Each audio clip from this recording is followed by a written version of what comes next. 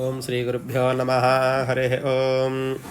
ఈరోజు మనం మహానంది పుణ్యక్షేత్రం అంతా కూడా పూర్తి చేసుకుని ఇక్కడ నుంచి నవనందులు అని ఉంటాయి. మహానంది, విష్ణునంది, గరుడనంది, కృష్ణనంది, శివనంది, ఈ విధంగా నవనందుల్లో ఇప్పుడు మనం మహానంది నుంచి విష్ణునందికి బయలుదేరుతున్నాం. విష్ణునందిలో ఉండేటువంటి అక్కడ ఉండేటువంటి నందీశ్వరుడు ప్రతిష్ఠించిన శివలింగాన్ని, ఆ చుట్టుపక్కల ఉన్న ప్రాంతాన్ని, కోనేటిని, ఆ వెళ్ళే దారులన్నింటినీ కూడా చూస్తాం. అందరూ కూడా స్వామివారిని చూసి నమస్కారం చేసుకోండి అయ్యా. మహానంది నుంచి బయలుదేరి మహానంది కృష్ణానంది, గరుడనంది దర్శనం అయ్యాక విష్ణునందీశ్వర దేవస్థానానికి వెళ్తున్నాం. ఈ దారంతా చాలా ఆహ్లాదకరంగా ఉంటుంది. పక్కన అడవి ప్రాంతంలో తుంగభద్ర నది కూడా ఉండడం జరిగింది. ఇంకోటి మా ఫ్యామిలీ అందరూ కూడా ఇలా చూడండి. కట్టించుకుని ఈ విధంగా మేము మహానంది నుంచి కృష్ణానంది, విష్ణునందీశ్వర క్షేత్రానికి బయలుదేరి వెళ్తున్నాం. వీళ్ళందరూ కూడా చాలా దూరం నుంచి సామర్లకోట, కాకినాడ నుంచి కూడా బయలుదేరి ఈ 9 నవనందులు కూడా నవనందులు కూడా దర్శనం చేసుకోవాలనే ఆసక్తితోటి ఈ ప్రయాణాన్ని కొనసాగిస్తున్నాం. పక్కనే రివర్వే ఈ తుంగభద్రా నది డ్యామ్ ఉంటుంది. ఆ దారిలో ఈ మట్టి రోడ్లోంచి ఆ విధంగా బయలుదేరి విష్ణునందీశ్వర ఆలయం, కృష్ణానంది అంటారు, ఆ ప్రదేశానికి వచ్చాము. ఇప్పుడు అక్కడ చుట్టుపక్కల ఉన్నటువంటి వాతావరణంతో కూడా చూస్తున్నారు. అదిగోండి ఆలయం, విష్ణునందీశ్వర స్వామివారి దేవస్థానం, కృష్ణానంది క్షేత్రం అంటారు. ఈ క్షేత్రంలో స్వామివారిని దర్శనం చేసుకుందాం. వీళ్ళు నవగ్రహాలు, వాహనాలతో సహా 9 వాహనాలతోటి నవగ్రహాలు. శనేశ్వరుడు కాకి వాహనం, అదేవిధంగా గురుడు గురుగ్రహానికి వాహనం ఏనుగు వాహనం గురుడు.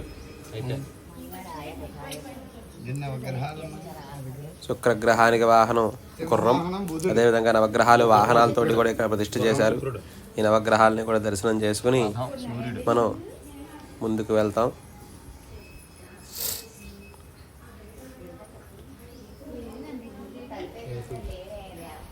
నందీశ్వర స్వామివారి ప్రతిష్ఠ చేసినటువంటి శివాలయాన్ని చూడబోతున్నాం. ముందుగా గణపతికి నమస్కారం చేసుకోండి. శ్రీ మహాగణాధిపతయ్య నమః. ప్రార్థన నమస్కారాన్ని సమర్పయామి. అదిగోండి నందీశ్వరుడు. ఆలయం ఎదురుగుండానే కోనేరు. ప్రస్తుతానికి ఎండాకాలం మూలాన్న ఇక్కడ ఎక్కువగా నీళ్లు లేవు, కాకపోతే కోనేరు ఎప్పుడు కూడా నిండుగా ఉంటుంటా. ఇది కోనేరు. స్వామివారికి అభిషేకానికి దానికి జలాన్ని ఇందులోంచే తీసుకెళ్లి వాడుతూ ఉంటారు. నందీశ్వరుడు నమస్కారం చేసుకోండి.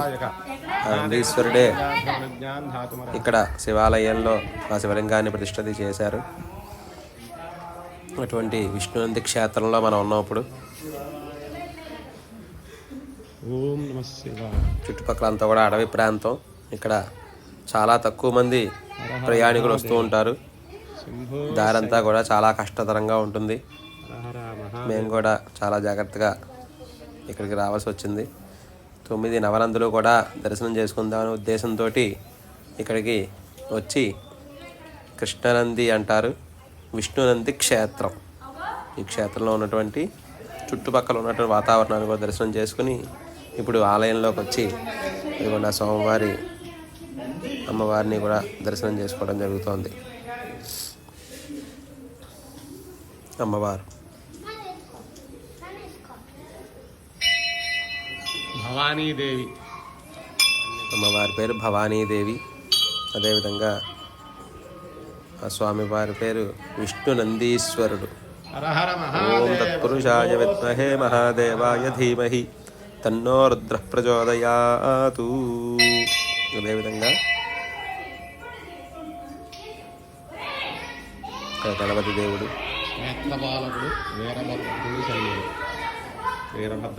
ఇదిగోండి వీరభద్రుడు. ఈ ఆలయంలో వీరభద్రుడు కూడా ఉన్నారు. ఆ వీరభద్రుడు కూడా దర్శనం చేసుకోండి.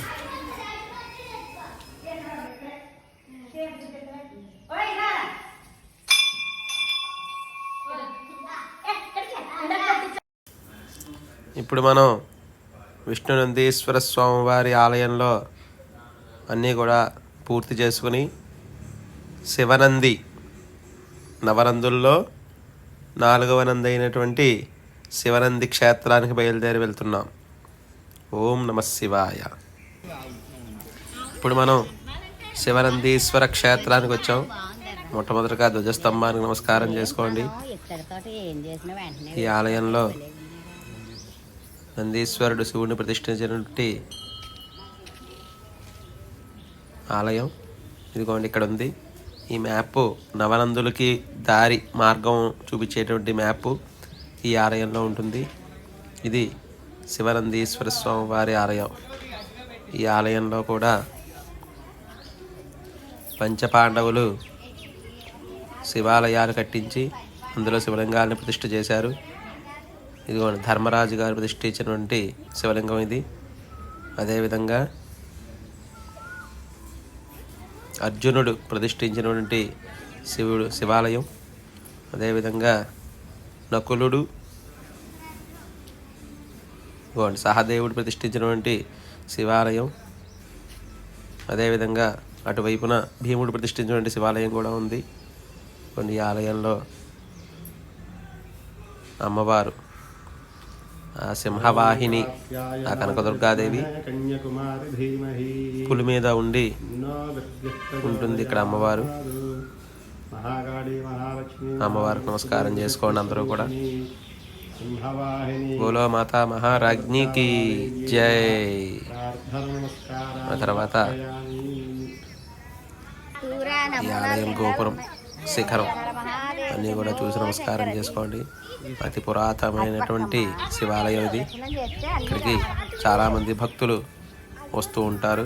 వచ్చి ఆలయం దర్శనం చేసుకుని అందరూ కూడా చుట్టుపక్కల ప్రాంతాలన్నీ కూడా చూసుకుని వెళ్తూ ఉంటారు. నవనందుల్లో ఒక నంది శివనంది క్షేత్రం. ఈ క్షేత్రం లోపలికి వెళ్తుంది కొన్ని శివనంది.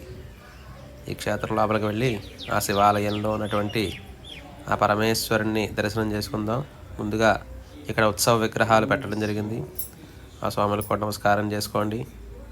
అలాగే నందీశ్వరుడు ఉన్నాడు, ఆయనకి కూడా నమస్కారం చేసుకోండి.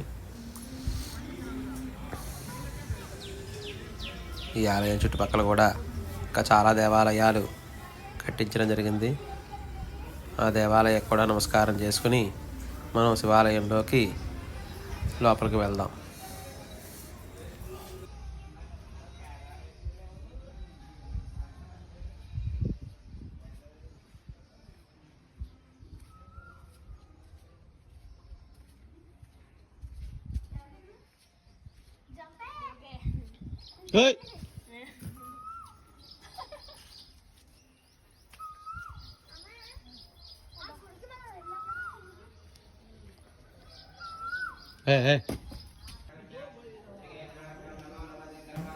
ఇప్పుడు మనం శివాలయంలోకి రావడం జరిగింది. ఇదిగోండి నందీశ్వరుడు.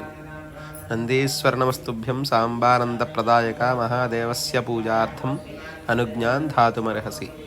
ఆ తర్వాత గణపతి దేవుడికి, అదేవిధంగా ఈ క్షేత్రంలోనే ఉన్నటువంటి దేవతలు నమస్కారం చేసుకుని ఆలయానికి ప్రదక్షిణపూర్వకంగా ప్రదక్షిణం చేస్తూ ఆ శివాలయంలోకి వెళ్తున్నాం. చుట్టూరా కూడా నమస్కారం చేసుకోండి స్వామివారికి. ఓం నమ శివాయ, ఓం నమ శివాయ, ఓం నమ శివాయ. హర హర మహాదేవ శంభో శంకర. చాలా పురాతన విగ్రహాలన్నీ కూడా ఉన్నాయి. సుబ్రహ్మణ్యేశ్వరుడు, అదేవిధంగా ద్వారపాలకులు, ఆలయానికి అటు ఇటు కూడా ద్వారపాలకులు ఉంటారు. అమ్మవారు,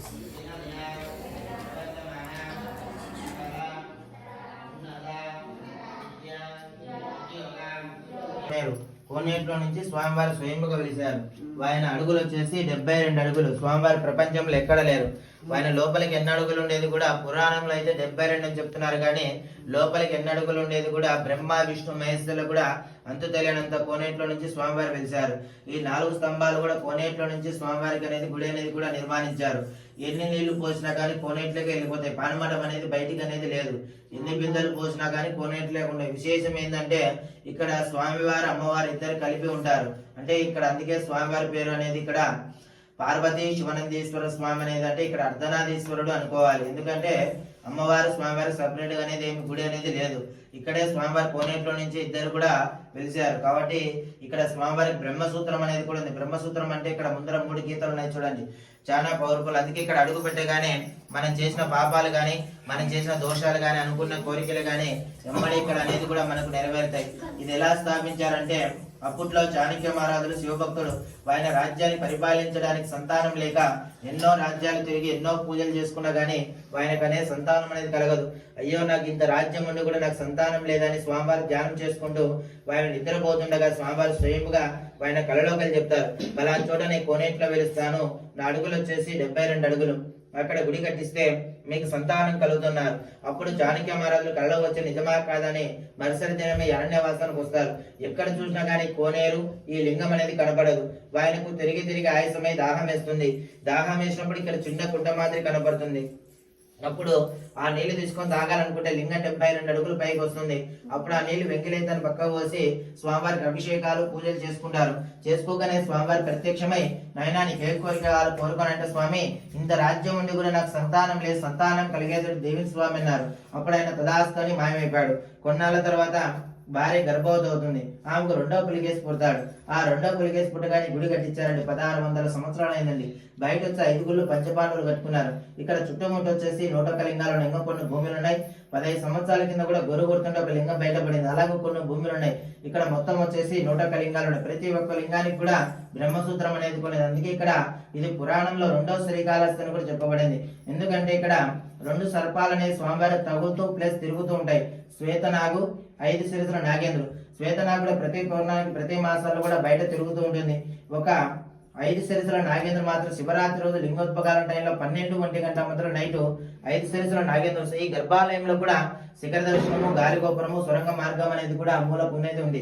అక్కడి నుంచి ఫస్ట్ పాము అనేది కూడా బుసగొడుతుంది. బుసగొట్టేది కూడా జనాలందరికీ కూడా వినపడుతుంది. అప్పుడు జనాలందరినీ బయటికి పంపించి ఈ లైట్లన్నీ కూడా ఆఫ్ చేసిన తర్వాత ఈ అఖండం ఒకటి వెలుగుతూ ఉంటుంది.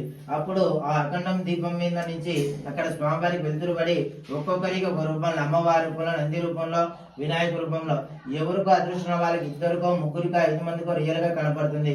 మిగతా వాళ్ళకల్లా దేవతల రూపంలో కనపడు. అందుకే ఇక్కడ 2 సర్పాలని స్వామివారి తగులుతూ ప్లస్ తిరుగుతూ ఉన్నాయి. కాబట్టి అందుకే ఇక్కడ రావు కేతులకు సంబంధించి ఆదివారము, మంగళవారం కూడా రావుకాలం టైంలో ఇక్కడ తైలాభిషేకాలు అనేవి జరుగుతాయండి.